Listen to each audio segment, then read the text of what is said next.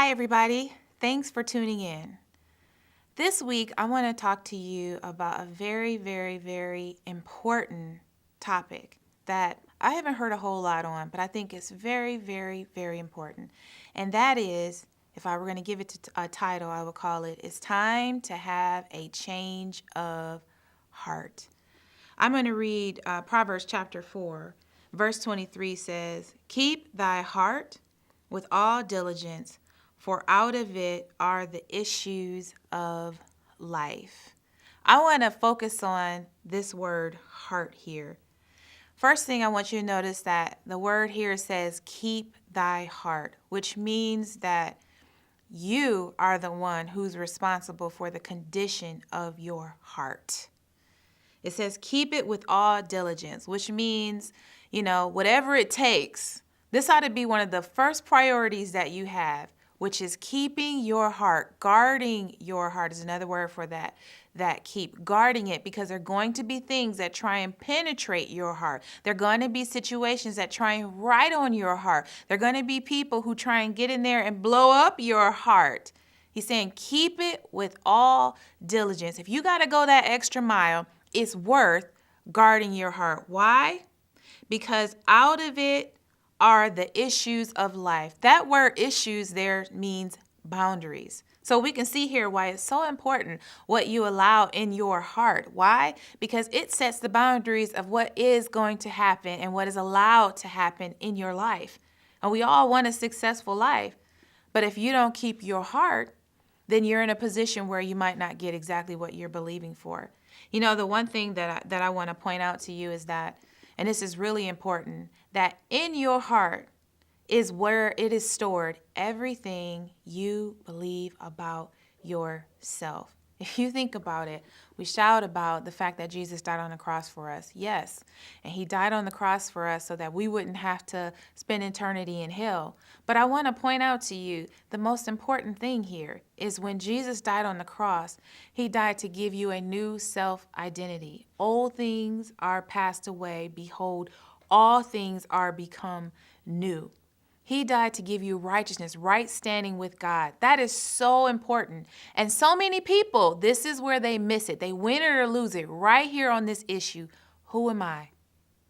Who am I with Christ? We let so many other things define us. How tall you are, whether or not he thinks you're cute or she thinks you're cute, whether or not they think you're smart over here, the grades I got on my exam, how much money is in my bank account, what kind of car I'm driving, how big is my house, am I single, am I married, am I divorced, how many kids I have, whether my kids are doing this or doing that, blah. And all of that are things that are not the truth. It's vitally important that you connect to the finished work of Jesus. When Jesus died on the cross, he finished it. He raised from the dead, and he's at the right hand of the Father in expectation that his enemies be made his footstool, which is up to us. Keep thy heart, because your heart is where everything you believe about yourself is stored, and your boundaries. I think the best example of this is the children of Israel. I mean, if you read about this at all, you'll know that the children of Israel, they were in slavery for so long, so long. How many years were they praying for God to free them? How many years? How many years were they in a position where, they were praying that their children and their grandchildren and their great-grandchildren would be free? And if you go through the Bible, particularly Exodus, there's so many miracles that God made in front of them. All of the plagues that it took to get them out of the land of Egypt in the first place. The chariots that were chasing them, those wheels were, destroyed and made to swerve. The parting of the Red Sea, raining manna from heaven, water coming out of a rock. I mean, I could just keep going and going and going and going and going. And God brought them out because he had promised them that they would make it to the promised land.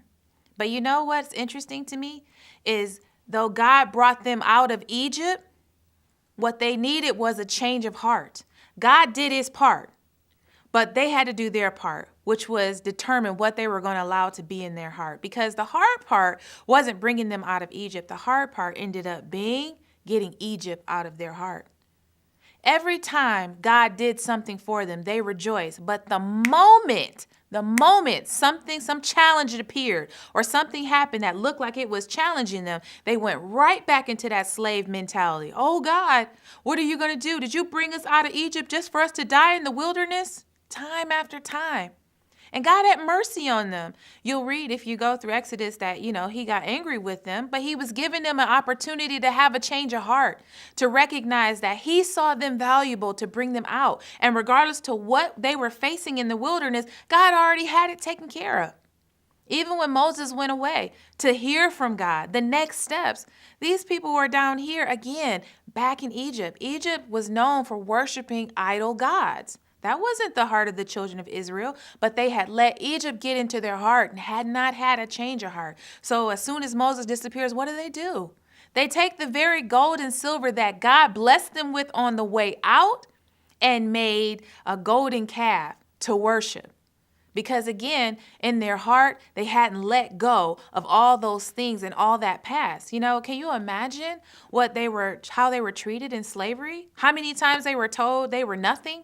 How many times they were told they were less than, or that they weren't as good as, they didn't deserve this, they didn't deserve food, they didn't deserve riches, they didn't deserve honor. But when Jesus showed up, when God showed up to deliver them, and he sent a man and raised a man named Moses, he also gave them an opportunity to challenge and change their heart and recognize that, yes, this is what you've been told. This is what your ancestors have been told. This is what you've been through. But I am here to set you free. So take that as more of a reality than your past. And as a result of them not being able to do that, they ended up not being able to see the promised land. God set them free. They got free out of slavery, the physical slavery, but they were never able to get free from the slavery in their heart because they didn't have a change of heart. I want to submit that to you today. There is one solution for fixing a faulty heart, and that is the blood of Jesus. Here's the thing.